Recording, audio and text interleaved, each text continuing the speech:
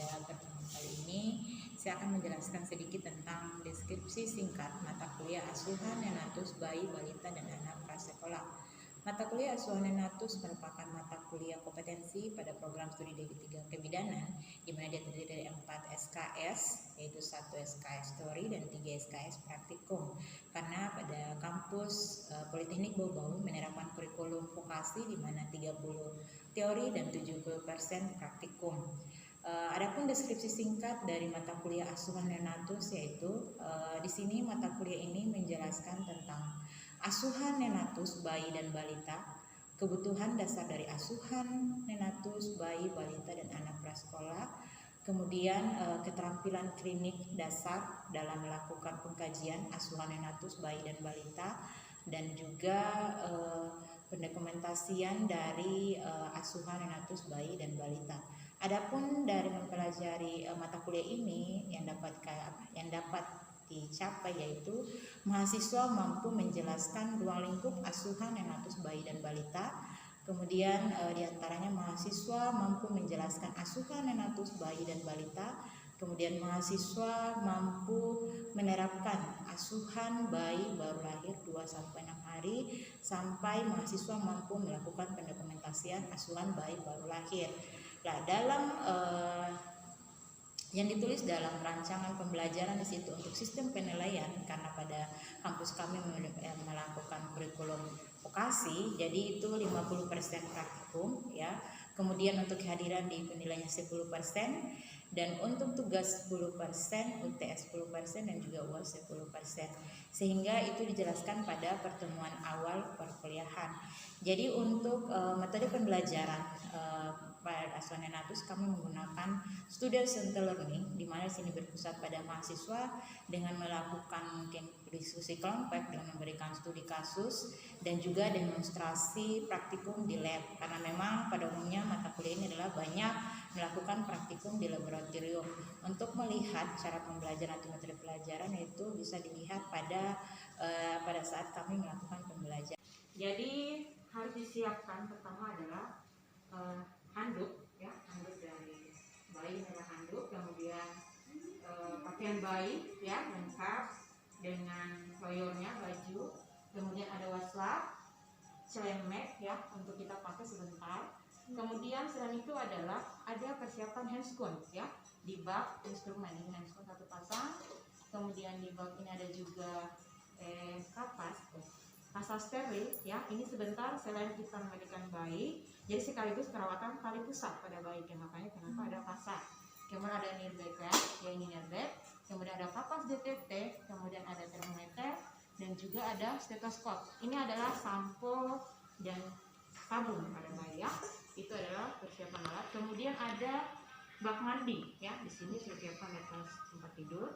Kemudian ada tempat cuci tangan sebentar ya untuk prosesnya itu, yaitu untuk persiapan alat dan bahan. Sebelum Ibu demokan, ada yang ingin bertanya atau sudah cukup jelas untuk persiapan alat dan bahan cara memandikan bayi? Iya, silakan Pulawan. Terima kasih sebelumnya Ibu. Di sini yang saya ingin tanyakan, perkiraan pada saat bayi lahir itu sekitar berapa jam baru bayi bisa dimandikan Ibu? Iya, untuk bayi bisa dilahirkan adalah pada saat bayi baru lahir ya, 2 jam itu belum boleh dimandikan. Kita harus menunggu sampai 8 jam. Setelah 8 jam dari waktu bayi lahir itu boleh dimandikan, seperti itu ya. Sudah bisa dipahami? Ya. Oke, karena sudah kita jelaskan persiapan alat dan bahannya. Ya, yang pertama adalah kita sebagai pasien atau petugas ya memakai celemek ya. Nah, kita akan memandikan bayi ya, memakai celemek, kemudian diikat ya ke belakang. Kemudian kita menggulung dengan baju ya, menggulung sampai di atas. Kemudian kita membuka semua alat perhiasan ya, termasuk yang memiliki cincin ataupun jam tangan, gelang, itu harus dibuka. Kemudian kita mencuci tangan ya, mencuci tangan 7 langkah. Masih diingat cuci tangan 7 langkah? Masih Bu. Ya, bagaimana? Ya, 1, terus ya, menggulung tangan, kemudian ya, jari, kemudian ya, mengikuti ujung jari. Ya, jempol jari. Kemudian Ujung-ujung jari. ya ujung jari. Setelah itu Ujung jari. jelas ya dari ujung sampai ujung.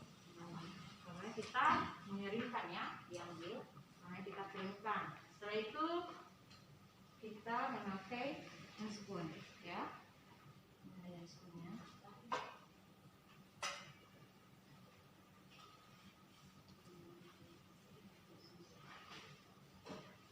Jangan lupa ya, sebenarnya tadi itu harus didekatkan semua alat-alat ya yang mau digunakan seperti kapas DTT, kemudian sabun dengan sampo bayi, kemudian DP ya.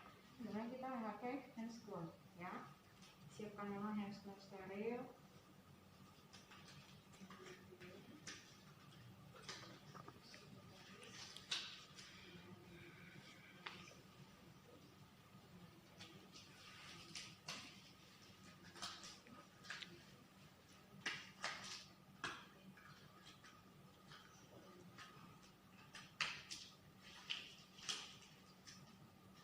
Oke, setelah memakai handspoon, yang pertama-tama adalah ini adalah bayi yang akan siap yang kita akan mandikan.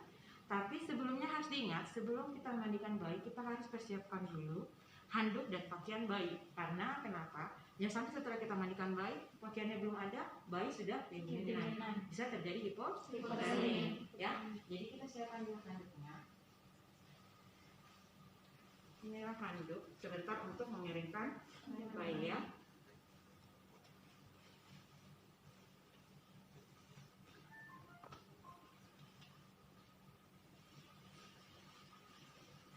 Kemudian kita menyiapkan pakaian untuk bayi.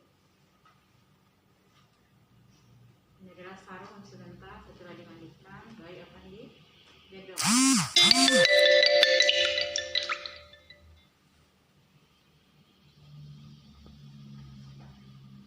Cari pakaian bayi.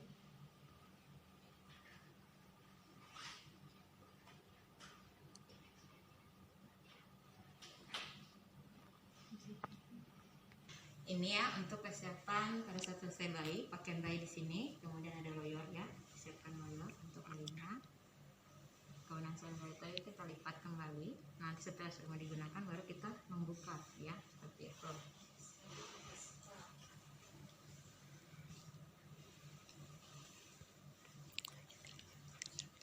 Oke. Ini kita akan mulai untuk proses memandikan bayi ya. Sebelumnya, ketika kita mau melakukan memandikan bayi pada bayi adalah tidak bisa serta-merta langsung kita ambil air semprotkan kepada bayi, tidak. Yang pertama kita harus lihat apakah bayi ini ada tai matanya atau tidak. Ya, kalau ada, maka kita harus membersihkan menggunakan kapas DTT. Ya, dibersihkan bagian ini matanya. Kalau ada, kita ambil lagi satu, bersihkan bagian mata. Ya. Nah, setelah itu kita lihat ya, kita buka bedong bayi tadi, kita lihat ya, tidak bisa dibuka keseluruhan bajunya ya, takut nanti bayinya kedinginan. Kita lihat jangan sampai bayinya buang air besar, maka kita harus bersihkan dulu ya, bersihkan dulu.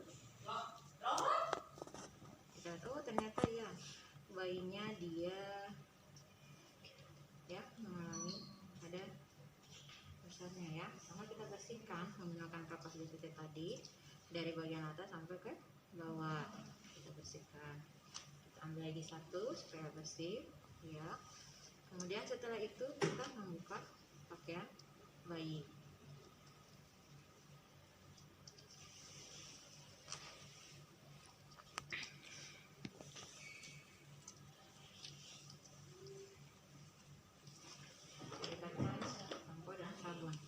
Kemudian kita mengangkat kepala bayi ya. Pertama-tama kita mengambil air sedikit. Ingat tadi ini airnya harus sehangat ujung kuku ya. Tidak boleh terlalu dingin, tidak boleh terlalu panas. Ya, kita ambil pelan-pelan, kita usap kepala bayi. Ya, kita usap, kita ambil lagi, kemudian kita usap kembali. Kemudian kita ambil sampo ya. Taruh di atas peluk tangan, kemudian kita gosok-gosok kepala bayi ya. Kita ambil, kita bersihkan, kemudian kita bilas kembali ya, kita bersihkan setelah itu. setelah bagian kepala, kita baru masuk ke bagian tangan dan kaki. Kita ambil air kembali, kemudian kita bilas, ya, seperti itu. Ya, jangan lupa tadi pakai masalahnya ya.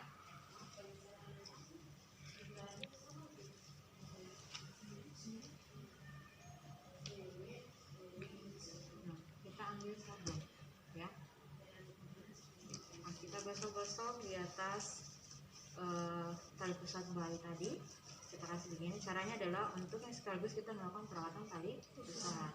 Nah, kita ambil air, kita bilas, ya. Setelah itu kita ambil sabun kembali, kita cairkan sabun dari kaki sampai dari tangan sampai di kaki. Kemudian kita ambil lagi kembali wasapnya, ya. Kita ambil air, kemudian kita bilas. Ya. Setelah itu kita angkat bayi, ya. Kita angkat bayi, kita simpan di atas bakok, ya, seperti bak kecil mandi. Kemudian kita pegang, ya. Ini antara leher dengan jari belakang, ya, di bagian tulang iga, di bawah dengan bayi, ya, dia menyangga. Kita kasih air, kita bilas. Kemudian kita balik lagi seperti ini, ya. Jadi tangan ada menyangga bagian leher dan kepala. Kemudian kita bilas kembali, ya. Kemudian setelah itu kita ambil, kemudian kita buka di atas handuk, kemudian langsung kita keringkan, ya, seperti ini. Setelah itu, setelah sudah seperti ini, kita lihat dulu bagian tali pusatnya tadi harus dikeringkan, ya, karena tadi kan dia basah, harus dikeringkan, ya. Kita ambil dulu, kita harus keringkan di bagian tali pusat. Ini tidak boleh lembab, ya, karena kenapa? Kalau lembab bisa terjadi infeksi pada tali pusat, jadi harus dikeringkan seperti itu, ya. Setelah sudah dikeringkan, ini bayi sudah di handuk. Kita buka tempat pakaian bayi tadi, ya, yang sudah disiapkan. Kemudian kita ambil bayinya, kita simpan di atas bedong tadi, ya. Kemudian kita ikat pakai loyornya. Ingat, mengikat loyornya tidak boleh di atas tali pusat, ya, jadi harus dibawa, takutnya bisa terkena tali pusatnya, ya, jadi supaya tidak lembab, ya. Tadi kan kita sudah keringkan, jadi kita ikat tali pusatnya, ya, seperti itu. Ini untuk teknik memandikan bayi, ya. Kemudian kita pakaikan bajunya. Kemudian satunya lagi memandikan bayi, ya, pakaikan lagi bajunya. Kemudian kita rapikan bajunya, ya. Kemudian kita atur posisi bayi, kita bedong, ya. Yang ini kan minggu lalu ibu sudah ajarkan, ya, cara memendong bayi. Ya, kita bedong bayinya supaya bayinya lebih terasa hangat, ya.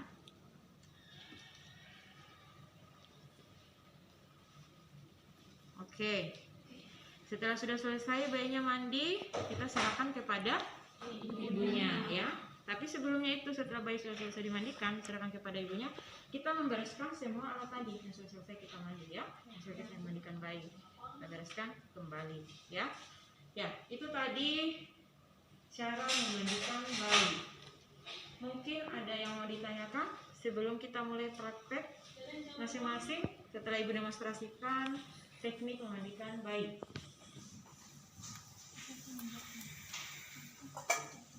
Ya, jangan lupa setelah dimandikan bayinya kita merapikan alat kembali, ya.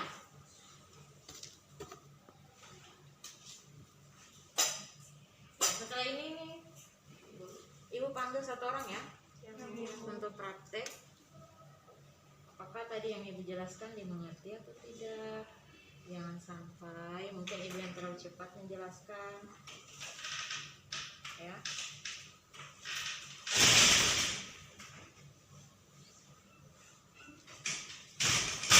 Oke, ibu sudah memandikan bayi. Ada yang mau ditanyakan sebelum kita mulai praktek mandiri? Ya, silakan pulangan. Ibu, dari yang tadi saya lihat untuk pada perawatan tali pusatnya, di situ kan tadi ibu tidak pakai apa-apa untuk pusatnya. Di sini saya ingin tanyakan apakah tidak Iya. tali pusat. Ya, untuk perawatan tali pusat yang sekarang ya evidence base yang terbaru adalah untuk perawatan tali pusat itu tanpa menggunakan obat apapun. Tidak boleh menggunakan betadine, tidak boleh menggunakan alkohol. Itu tali pusat lebih cepat kering. Jadi cuma ditutup saja pakai kasar. Seperti itu. Tidak boleh tanpa menggunakan apapun. Terkecuali mungkin ada indikasi lain apakah tali pusatnya perdarahan atau apa, boleh kita menggunakan betadine. Tapi kalau setelah memandikan bayi tadi itu cukup dikeringkan saja pakai kapas steril seperti itu, kemudian dibungkus kembali begitu. Bisa dipahami? Bisa. Ya, oke. Nih, ya. Ya, tadi kan Ibu sudah mendemonstrasikan ya cara memandikan bayi ya. Di situ Ibu sudah bagikan daftar kliknya, silakan dilihat ya. Untuk hari ini boleh praktek sambil melihat daftar kliknya. Tapi kedepannya setelah kita praktek masing-masing di sini, insya Allah minggu depan kita akan ujian ya, praktek memandikan bayi. Jadi untuk penilaian dari memandikan bayi itu Ibu akan lihat adalah sistematis ya dari teknik memandikan bayi itu. Jadi tidak boleh dari A ke Z, jadi harus berurutan begitu, sistematis, kemudian langkah-langkahnya, persiapan alatnya ya, bagaimana, apakah sesuai dengan yang Ibu ajarkan atau tidak ya. Itu ya. Nanti untuk hari ini kita cuma praktek mandiri dulu, masing-masing kita belajar ya untuk memandikan bayi. Nanti setelah itu baru kita terakhir baru Bapak ngerekap kembali kira-kira mungkin yang sampai ada yang belum dimengerti ya. Jadi untuk praktek ini pelawan bisa ya? Bisa, Bu. Sudah dilihat daftar kliknya memandikan bayi? Sudah. Ya, silakan pelawan. Siapkan dulu alatnya, dilihat baik-baik. Ya, pertama-tama terima kasih atas kesempatan yang diberikan kepada saya di sini. Saya atas nama Pelawan Agustina Nagu Ayem. Di sini saya akan mengulangi kembali hasil demonstrasi dari Ibu Anita. Yang pertama-tama di sini teman-teman, kita persiapkan alat. Di sini ada satu buah handuk, yaitu handuk bayi untuk sebentar nanti memandikan bayi. Ada juga satu set pakaian bayi yang sebentar nanti digunakan untuk bayi. Ada 3 buah waslap untuk memandikan bayi. Ada juga cermet pada saat bidan memandikan bayi. Di sini juga ada bak mandi untuk bayi sebentar nanti. Ada satu buah bak instrumen yang di dalamnya berisi handscoon steril. Ada termometer digital untuk mengukur suhu bayi. Ada juga satu buah bak instrumen yang di dalamnya berisi kasa steril. Ada kapas DTT, ada bengkok atau nerbek, ada stetoskop, dan juga ada sampo dan sabun bayi. Dan di sini ada bayi. Teman-teman, di sini juga ada 2 buah baskom untuk mencuci tangan, dan juga di sini ada handuk untuk sebentar nanti mengeringkan tangan. Ya, mungkin itu tadi dari persiapan alatnya. Yang pertama-tama sebelum kita memandikan bayi, bidan harus menggunakan celmat, yaitu persiapan diri.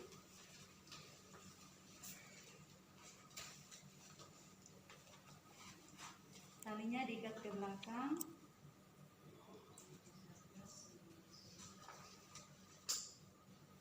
Setelah itu kita akan mencuci tangan, tetapi sebelum mencuci tangan kita keluarkan atau lepaskan semua perhiasan jam tangan yang ada pada jari kita atau tangan kita.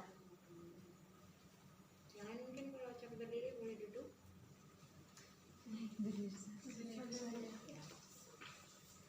Setelah dilepaskan, kita gulung lengan baju kita jika panjang sampai ke siku. Ya, digulung ya dengan bajunya.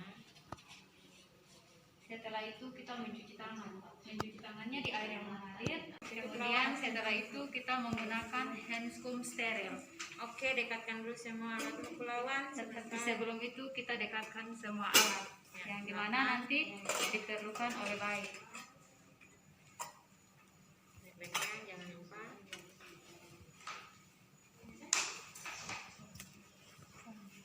Sabunnya juga. Sabun. Jangan dulu buka. Kalau Kalau belum digunakan, jangan dulu buka kop instrumennya ya. Sabun dan sampo. Setelah itu kita siapkan lagi perlengkapan Ya. bayi. Handuknya, pakaian bayinya jangan dilupa pelawan.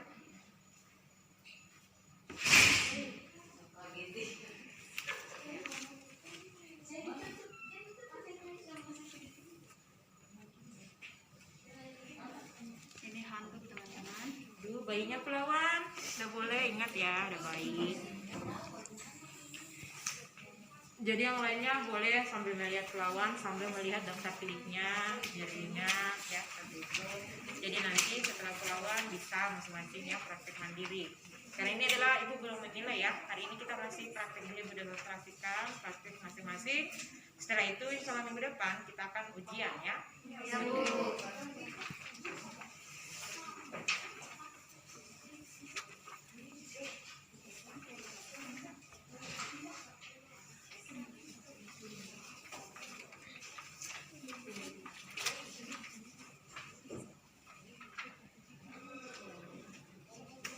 Kemudian ditutup kembali.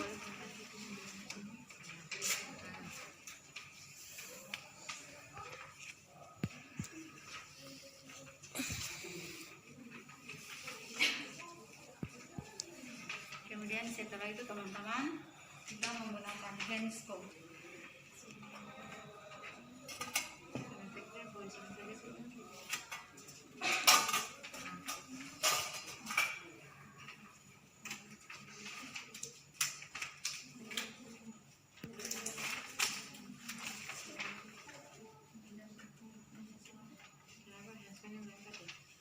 Ingat kalau pakai handphone itu kan handphone steril, tidak boleh dipegang-pegang ya. Ya, Oke, teman-teman. Setelah itu kita membuka atau melepas pakaian bayi.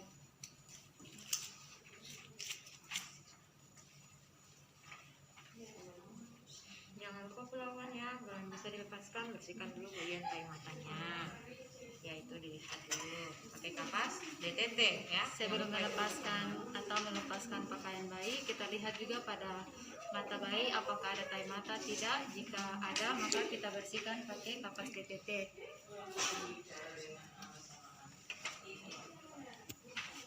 Sebentar lagi.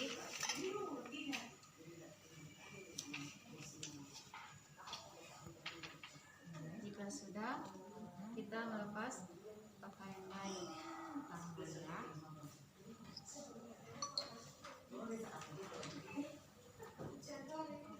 Oke, setelah itu kita periksa dulu apakah bayinya BAB atau tidak.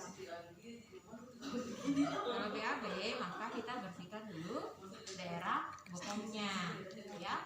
Tujuannya adalah supaya nanti airnya itu tidak tercemar dengan air sisa tinja dari bayi. Jadi bersihkan dulu ya menggunakan kapas DTT ya. Jika Langsung saja caranya pelawan. Ya, seperti itu. jika bayi BAB, maka kita bersihkan dengan kapas DTT. Ya, Kita buka bajunya bayi. ya, kita pakai bayi ya.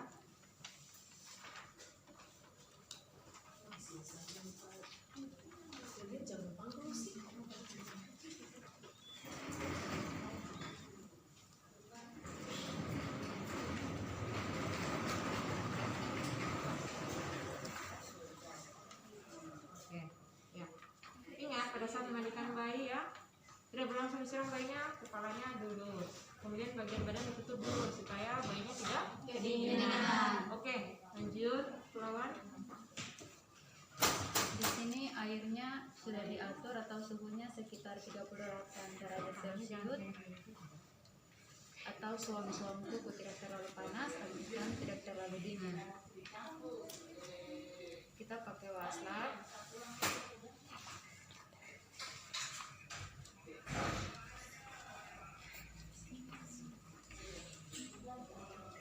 Kita tidak langsung memasukkan bayi ke dalam, atau pertama kita usap dulu bagian kepalanya.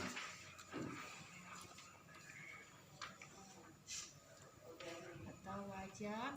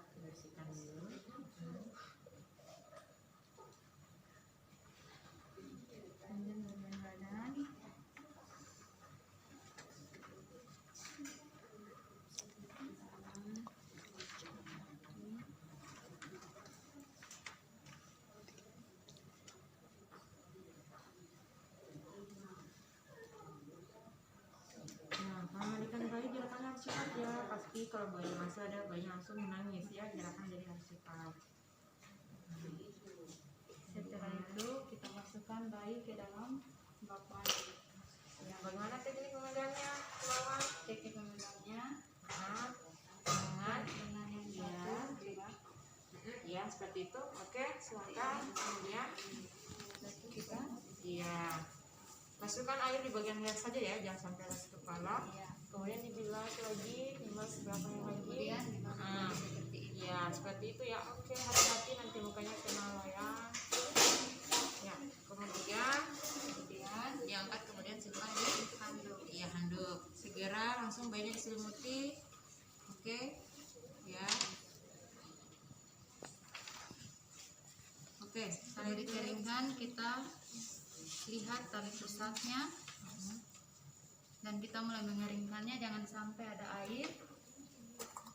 menggunakan Kita kasar. menggunakan kasak.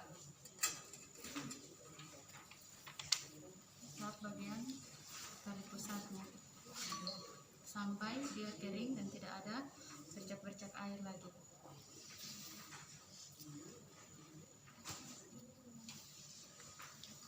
Jika sudah, kita pindahkan bayi ke tutup dulu, buka dulu secepatnya ini.